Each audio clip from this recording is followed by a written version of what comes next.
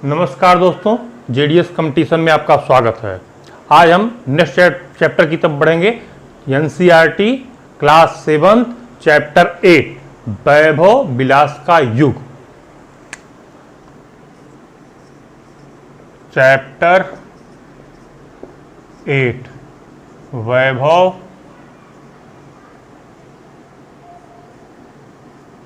विलास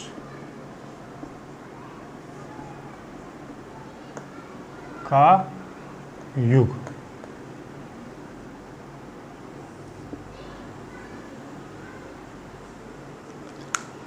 chapter का नाम NCERT ने वैभव विलास का युग क्यों रखा, बताते हैं। अकबर जब अपना पूरा साम्राज्य मुगल वंश का फैला लिया था तो उसके पश्चात बहुत कुछ करने को शेष नहीं रह गया था। करने को था लेकिन बहुत कुछ नहीं था। तो उसके बाद के जो सब मुगल बादशाह हुए, जैसे जहांगीर, शाहजहां, औरंगजेब, इनको अकबर के उस मेहनत का बहुत अच्छा रिस्पांस मिला। जैसे कोई अरबपति का बेटा मान लीजिए हो तो जन्म से अरबपति होगा भाई, तो वो एक विरासत में पा गया। तब विरासत में पा गया तो वैभव विलास करने लगेगा। इसीलिए एनसीईआरटी ने वैभव विलास का युग नाम रखा इस चैप्टर का। अब अगले शासक की तरफ बढ़ते हैं हम। किसकी? जहांगीर।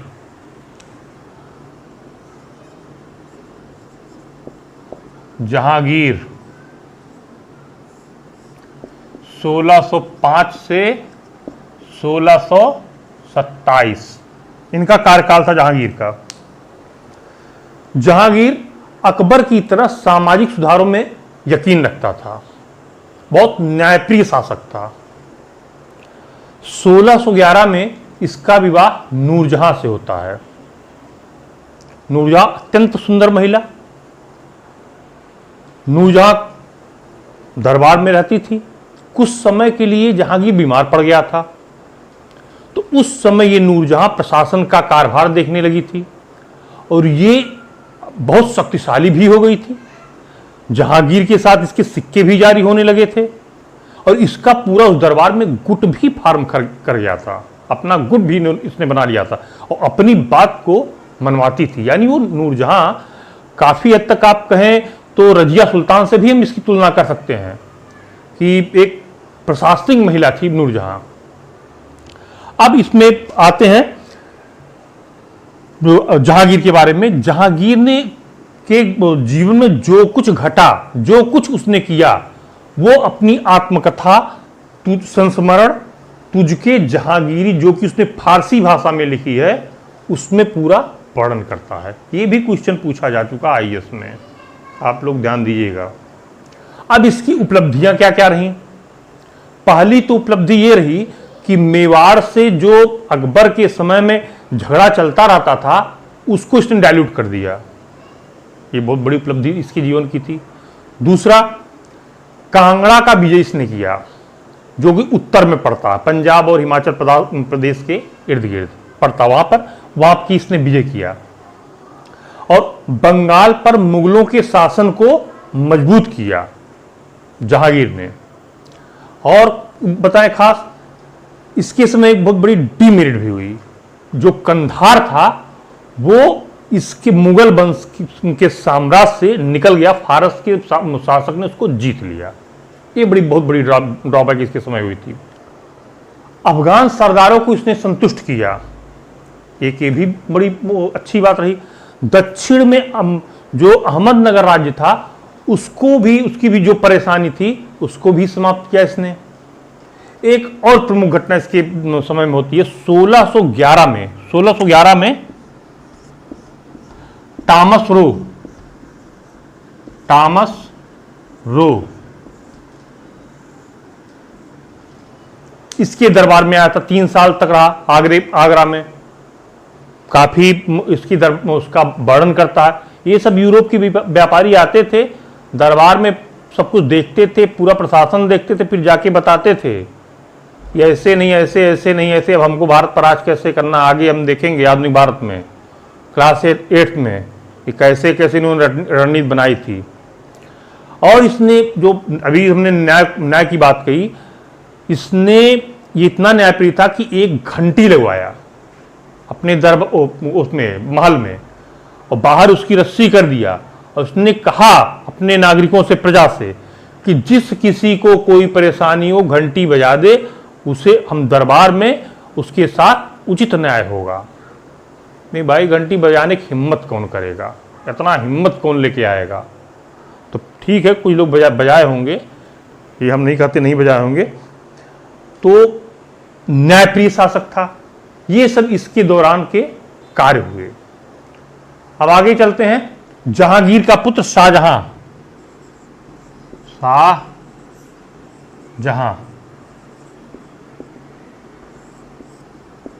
1627 से 1658। शाहजहां को आज हम क्यों याद करते हैं? बड़ा सवाल। उसने जो काम किया वो तो भाई उस समय की बात थी, लेकिन जो आज है वो है ताजमहल। ताजमहल और तख्ते ताउस। तख्ते ताउस तो यहां रहा नहीं, तो लेके उठा ले गए सब इंग्लैंड वाले। लेकिन ताजमहल को नहीं ले जा सकते थे, क्या करें, बड़ी मजबूरी थी। लेकिन उसका सब जो जितने मोती होती थे ना, अब जाके देखिएगा, सब निकाल उकाल, हीरा मोती जवाहर सब निकाल के लेके चले गए थे। बहुत बड़े डाकू थे, डकैत थे वो सब। ताजमहल जो वर्तमान में है, जो कि वो अपने पत्नी मुमताज महल की याद में बनवाया था, आज भी वो प्रेम का प्रतीक माना गया है। यूनेस्को की विश्व धरोहर सूची में शामिल है। वो दुनिया के 7 आश्चर्यों में भी उसका नाम है। अब शाहजहां की बात आई। शाहजहां वो कार्यकर्ता है जो जहांगीर के समय जो बहुत बड़ी ड्रॉबैक हो गई थी। कंधार को पुनः वापस मुगल साम्राज्य में शामिल करता है। बहुत बड़ी जीत थी मुगल साम्राज्य की। और बंगाल पर बुंदेलखंड और दक्षिण के विद्रोहों को दबाने का भरसक प्रयत्न करता है। लेकिन चूंकि अकेले संभव हो नहीं सकता था, इसलिए उसने अपने पुत्र औरंगजेब को दक्षिण का सूबेदार नियुक्त कर दिया कि वो जाए अपना देखभाल करे। औरंगजेब काफी हद तक संभालने में तो प्रयत्नशील रहा, लेकिन पूर्णतः सफलता उसे नहीं मिल सकी। इसी समय दक्षिण में जो मराठे थे, मराठों का उद्भव होने लगा, और ये मुगलों के लिए बहुत बड़ी परेशानी का कारण बन गए। ये समस्या नई जनरेट हो गई मुगलों के लिए। और इतना कुछ इसके समय होता, इसने एक और काम किया। एक नया नगर शाहजहानाबाद बसाया, जो कि दिल्ली के निकट, आज वर्तमान में दिल्ली का ही पार्ट हो गया है। शाहजहानाबाद अपनी राजधानी दिल्ली बना दी इसने, आगरा से हटाकर। ये शाहजहां का पूरा कार्यकाल होता। 1627 में एक लंबी 1658 में एक लंबी बीमारी इसको हो गई। उसके बाद इसकी डेथ हो गई, और डेथ हुई 1657, इसको 57 कर दें, 1557 और 1658 में उत्तराधिकार का युद्ध हुआ। यानी इसके 4 पुत्रों में, शाहजहां के 4 पुत्रों में, कि अब मुगल वंश का उत्तराधिकारी कौन होगा। तो उसमें औरंगजेब, शाह शुजा, दारा शिकोह, मुराद, इन सब में अनेक युद्ध हुए। तो उसमें फाइनली औरंगजेब विजयी हुआ और वो राजगद्दी पर बैठा, मुगल बादशाह बना। अब औरंगजेब की तरफ बढ़ते हैं।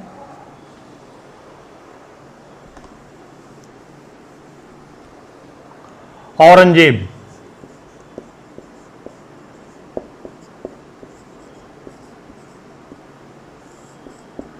1658 से 1707।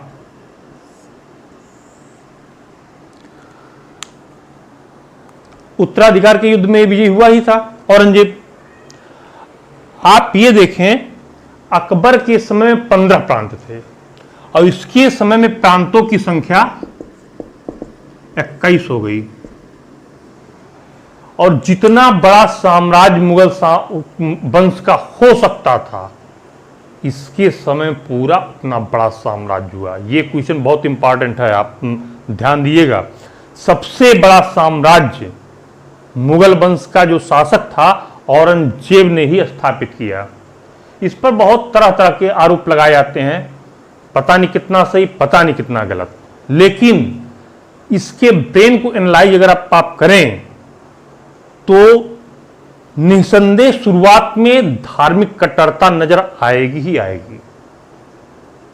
कुछ लोग हमारी बातों से सहमत नहीं हो सकते हैं, विचार है, स्वतंत्र विचार है, लेकिन अपने शासन काल के उत्तरार्ध में ये जो धार्मिक कट्टरता का इधर कार्य किया था, उसी की क्षमा याचना करने में गुजार देता। ये भी बात सत्य है मेरी नजर में, बाकी की नजर में मैं नहीं जानता। अगर एक जहां पर तो एनसीईआरटी की सीमा बंधी हुई है हमारे साथ, इस कारण से बहुत ज्यादा मैं उस पर विस्तार से चर्चा कर नहीं सकता, नहीं तो मैं एक एक बिंदु को क्लेरिफाई करके मैं बता सकता हूं कि कहां कहां पर इसने क्या क्या किया और आगे इसने कैसे कैसे उसको डाइल्यूट किया अपने उसी कृत्य को। इसके समय में दक्षिण के जो भी रास्ते, बीजापुर, गोलकुंडा, अहमदनगर, इन सबको मिला लिया। वो शक्तिहीन हो भी गए थे और मिला भी लिया उनको भाई। हाँ, जो सबसे बड़ी इसके समय बर्निंग इशू आया वो शाहजहां के समय से ही स्टार्ट हो गया था, नहीं इसके समय वो बहुत बड़ा मुद्दा बन गया। मराठे इस पर मुगल साम्राज्य के विरोधी थे, वो किसी भी तरह से दक्षिण में मुगल प्रसार को रोकना चाहते थे। अब हम आगे आ जाते मराठों पर।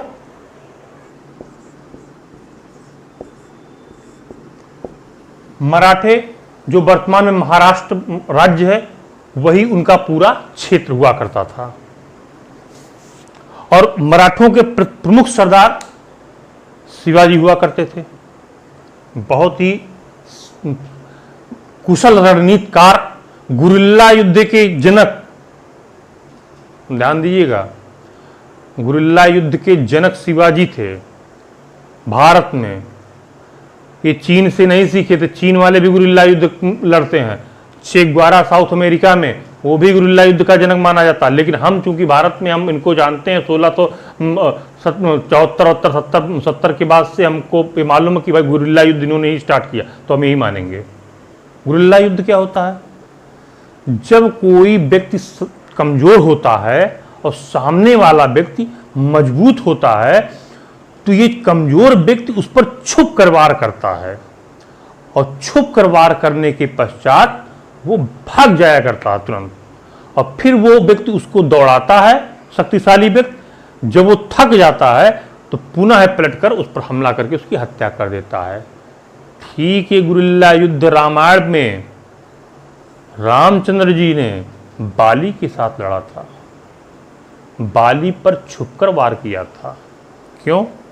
क्योंकि बाली को एक वरदान प्राप्त था कि जो भी उससे आमने सामने का युद्ध लड़ेगा, उसकी आधी शक्ति उसमें चली जाएगी। श्री रामचंद्र जी जानते थे बात, सुग्रीव के पक्ष में उन्होंने युद्ध लड़ा था, उन्होंने उसको छुपके पेड़ के किनारे से छुपके वार किया था। वो भी एक गुरिल्ला युद्ध है और भारत में मान लीजिए शिवाजी को जनक माना गया। और गुरिल्ला युद्ध के लिए ककड़ीली, पथरीली, जंगल वंगल ये सब जमीन होना बहुत आवश्यक है। आज भी ये गुरिल्ला युद्ध नक्सलाइट लड़ते हैं, नॉर्थ ईस्ट के लोग लड़ा करते हैं हमारे सरकार से और प्रशासन से। अब आगे चलते हैं। शिवाजी जब दक्षिण में मुगलों के लिए एक समस्या का कारण बन गए, तो औरंगजेब ने सोचा कि इसको बुलाकर बातचीत किया जाए। नहीं, अब राजी करेगा कौन उनको, शिवाजी को? तो उन्होंने अपने एक अधिकारी को भेजा, जय सिंह को, कि भाई जाओ शिवाजी को बुला के लेके आओ, आगरे वाले किले में लेके आना। गया जय सिंह, बहुत समझाया बुझाया, अपना कूटनीति का दांव पे खेला वाला, लेके चला गया शिवाजी को आगरे किले में। वहां पे बातचीत कम, लेकिन औरंगजेब के दिमाग कहीं और लगा हुआ था। शिवाजी को उसने बंद कर दिया, बंदी बना लिया। अब शिवाजी भी एक नंबर के होशियार, वो मिठाई की टोकरी में छिपके भग गए, बंदी उंदी में एक आध 2 दिन तक रहे होंगे, बस भाग लिए वहां से। अब फिर एकदम चुनौती देना स्टार्ट किए मुगलों को जबरदस्त तरीके से। 1674 में शिवाजी ने एक स्वतंत्र मराठा साम्राज्य की स्थापना की, उसके शासक बने और 1674 से 1680 तक ये जीवित रहे और एक मराठा साम्राज्य का, बहुत सुसंगठित मराठा साम्राज्य का इन्होंने स्थापना किया। अब शिवाजी ने प्रशासन कैसे चलाया भाई, क्या सफलता के कारण थे उनके प्रशासन के?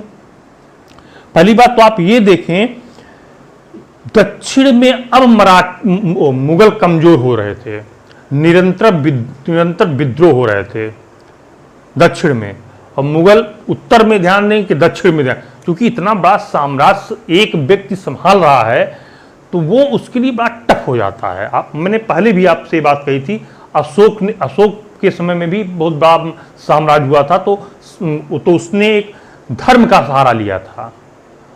अकबर भी एक प्रकार से बहुत बड़ा साम्राज्य हुआ था, तो उसने भी धर्म का सहारा लिया, भले वो धर्म सफल किया हो, लेकिन उसके अंदर धार्मिक सहिष्णुता की भावना तो थी। फिर आगे आते हैं, औरंगजेब के अंदर ये नहीं थी, वो सबको साथ लेकर चलने वाली जो बात थी वो उसके अंदर शायद नहीं थी, वो उलेमा का ही बात मानता रहता था। तो एक पक्ष का जब आप बात मानेंगे, दूसरे पक्ष को इग्नोर कर देंगे, तो जाहिर सी बात है वहां से आपको कुछ न कुछ विद्रोह का सामना करना पड़ेगा। ये में बात थी।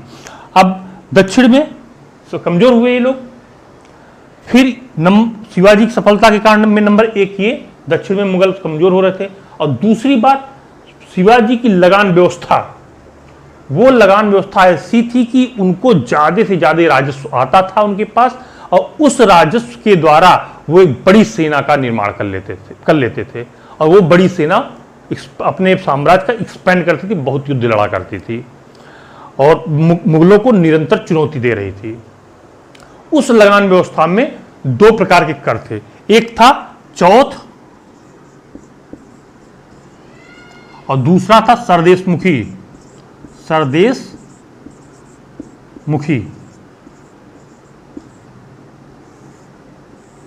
चौथ 1/4, सरदेशमुखी 1/10।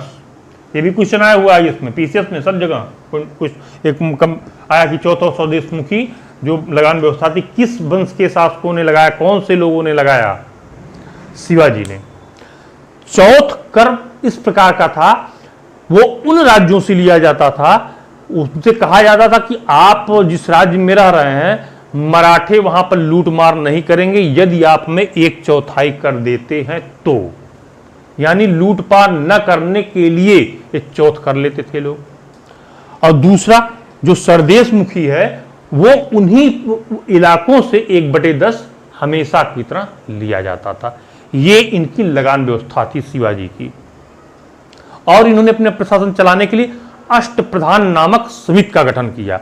8 व्यक्ति उसमें हुआ करते, 8 पद हुआ करते थे। उस पद को धारण करने वाले लोग थे, वो उनको हर तरीके से सलाह दिया करते थे, सर महाराज जी ये करें, महाराज जी वो करें, महाराज जी वो करें। इस प्रकार से उनकी पूरी प्रशासनिक व्यवस्था चलती थी। शिवाजी ने अपना एक नौसैनिक बेड़ा भी स्थापित किया ताकि वो आगे समुद्र की तरफ भी बढ़ सके, कोलाबा में, जो कि महाराष्ट्र में पड़ता है। ये भी क्वेश्चन पूछा जा चुका पीसीएस में। अब आगे चलते हैं। शिवाजी के पश्चात जो उसके उत्तराधिकारी थे वो अयोग्य थे।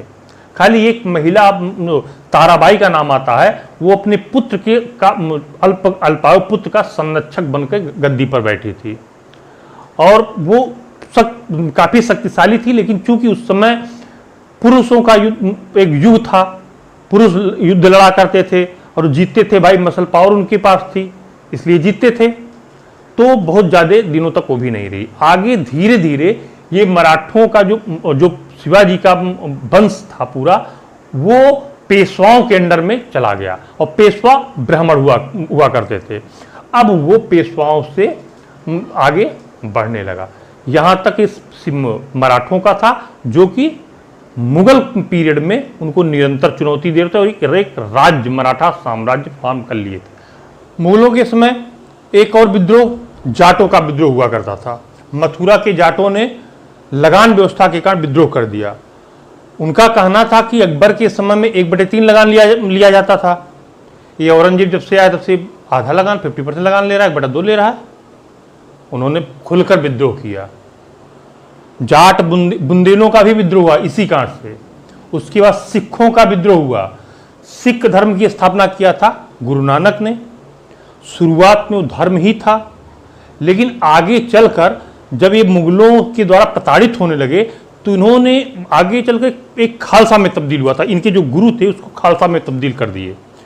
गुरु गोविंद सिंह ने खालसा की स्थापना की और सिखों को लड़ाका बनाया कि भाई अगर इनसे बचना है तो हमें लड़ाकू बनना पड़ेगा। पंचककार की अवधारणा दिया।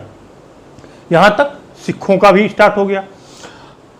औरंगजेब ने एक सिख गुरु को फांसी की सजा भी दे दी। गुरु तेग बहादुर को 1675 में गुरु तेग बहादुर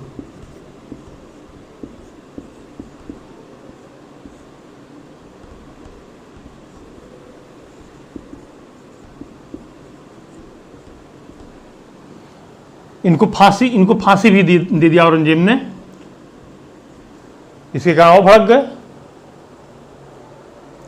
अब ये सिख पूरा आगे चल के एक पंजाब में छोटा सा इन्होंने अपना साम्राज्य बना लिया, इनका अलग राज्य हो गया। अब आगे हम चलते हैं मुगल साम्राज्य की धार्मिक नीति पर। मुगल साम्राज्य की धार्मिक नीति का अगर विश्लेषण करें हम लोग तो इसमें 2 बातें सामने आती हैं। एक तो वो शासक जो एकदम मुस्लिम धर्म की तरफ ही इस्लाम की तरफ ही अग्रसर थे और उलेमा का ही कहना मानते थे, और दूसरे वर्ग को उपेक्षित कर देते थे। संख्या जो जनता थी बहुसंख्यक हिंदू थी, मुस्लिम अल्पसंख्यक थे, तो मुस्लिमों के फेवर में ये बात बोली जाती थी। एक ये शासक थे। दूसरे वो शासक थे जो दोनों को लेकर चलते थे, सामाजिक सहिष्णुता की बात करते थे।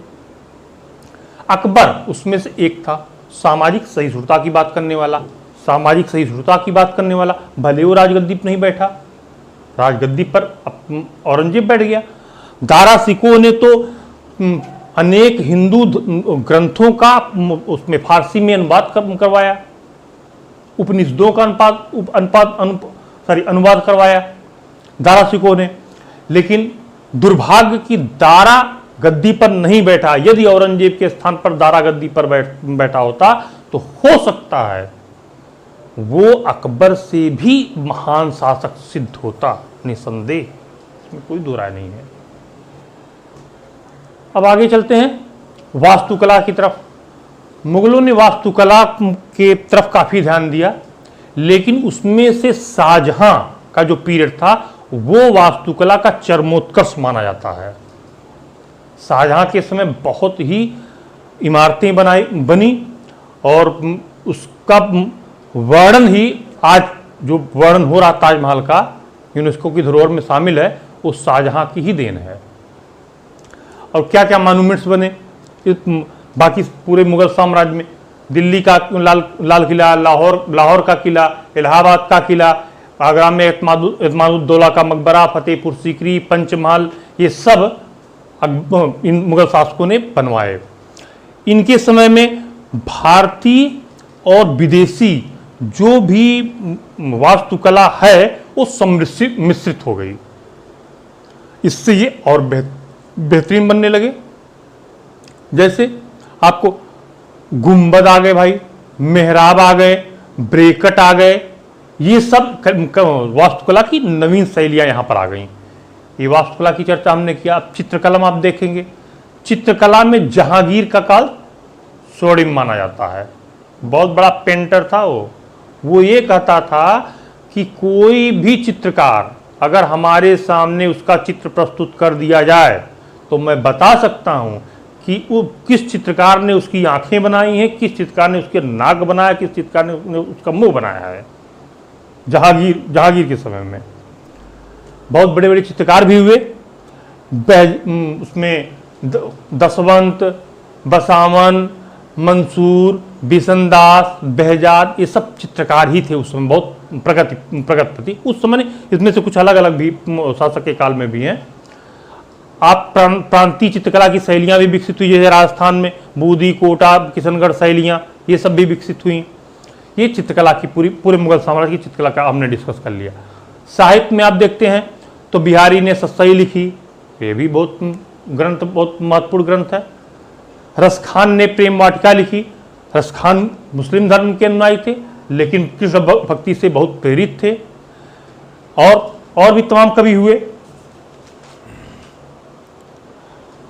सूरदास ने सूरसागर लिखी। इस समय साहित्य की भी रचना हुई, ऐसा नहीं कि साहित्य की रचना नहीं हुई। अब यहां तक पूरा का पूरा मुगल वंश 1600 औरंगजेब की बाद तक जो जितने भी प्रमुख शासक थे उनका वर्णन यहाँ पे कर दिया गया आज के इस लेक्चर में, और आपकी एनसीईआरटी में भी औरंगजेब पे। उसके बाद के जो भी शासक थे, छोटे छोटे शासक थे। अगला चैप्टर जो है वो कल या परसों अटेंड कर लेंगे हम। परसों तो हमारा टर्न है भाई मोटिवेशनल का, परसों तो नहीं करेंगे, हो सकता कल अटेंड कर लें अगले चैप्टर को। आज का लेक्चर बस यहीं तक। इस क्लास 7 की एनसीईआरटी में सिर्फ एक चैप्टर और बचा हुआ है, उसके बाद ये क्लास 7 की एनसीईआरटी फिनिश हो जाएगी। इसके बाद में हम क्लास 8 की एनसीईआरटी को इनिशिएट करेंगे। आज का लेक्चर यहीं तक। धन्यवाद, नमस्कार।